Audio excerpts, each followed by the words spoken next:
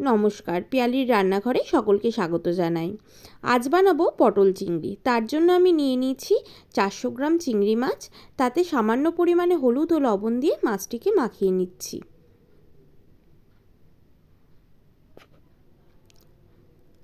মাছটি আমার খুব ভালোভাবে মাখানো হয়ে গেছে। এবার মাছটিকে সাইডে রেখে দিয়ে গ্যাসের ওপর একটি কড়াই চাপিয়ে তাতে দিয়ে দিলাম সামান্য পরিমাণে সরিষার তেল। তেলটি খুব ভালোভাবে গরম হয়ে আসলে তাতে দিয়ে রাখবো মাছগুলি।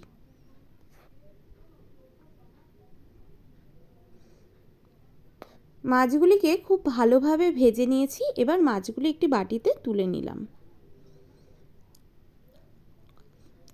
ওই কড়াইয়ের মধ্যেই দিয়ে দেব আবার সামান্য পরিমাণে একটু সরিষার তেল।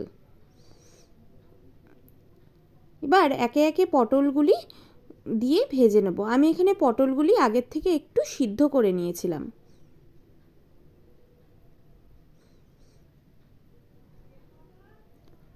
পটলগুলি আমার ভাজা হয়ে গেছে। এবার একটি বাটির মধ্যে পটলগুলিকে আমরা তুলে নিচ্ছি।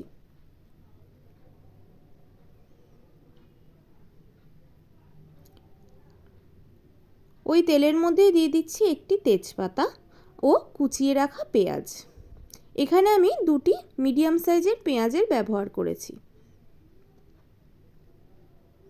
পেঁয়াজটি একটু ভাজা হয়ে গেলে তাতে দিয়ে দিলাম একটি বড় সাইজের টমেটো কুচি। এবার এর মধ্যে দিচ্ছি 1 টেবিল চামচ আদা বাটা ও 1 টেবিল চামচ রসুন বাটা।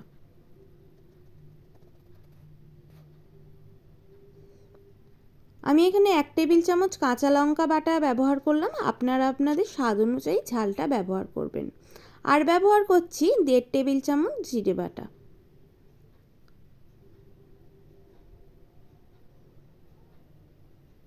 এবার মশলাটি খুব ভালোভাবে কষিয়ে নিলাম।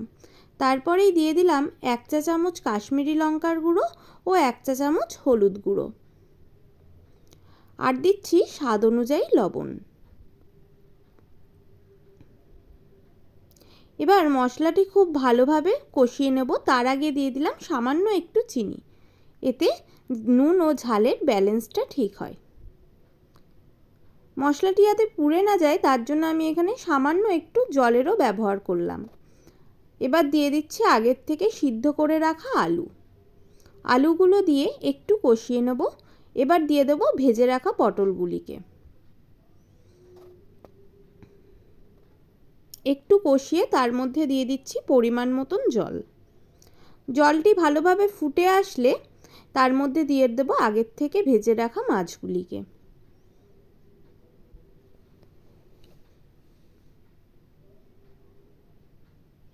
মাছগুলি দিয়ে একটু ফুটিয়ে নিলে তৈরি হয়ে যাবে আমাদের পটল চিংড়ি। নামানোর আগে আমি এখানে দিয়ে দিলাম সামান্য একটি গরম মশলা। ব্যাস, আমাদের তৈরি হয়ে গেছে পটল চিংড়ি। এবার একটি বাটির মধ্যে আমরা এটিকে সার্ভ করে নেব।